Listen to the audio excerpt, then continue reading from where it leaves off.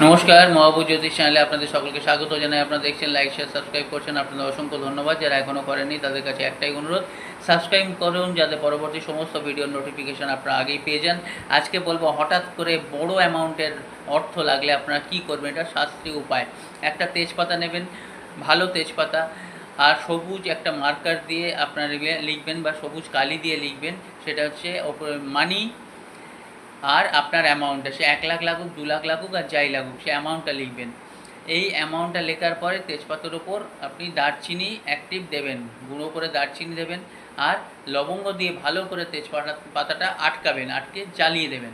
যে ভস্যটা হবে সেই ভস্যটা নিয়ে বাইরে এরকম হাতে ফুঁ দিয়ে আপনারা বাইরে নেচারে পরিবেশে দিয়ে দেবেন এবং পজিটিভ অ্যাফার্মেশন করবেন। দেখবেন আপনার সেই অর্থের চাহিদা মিটবেই।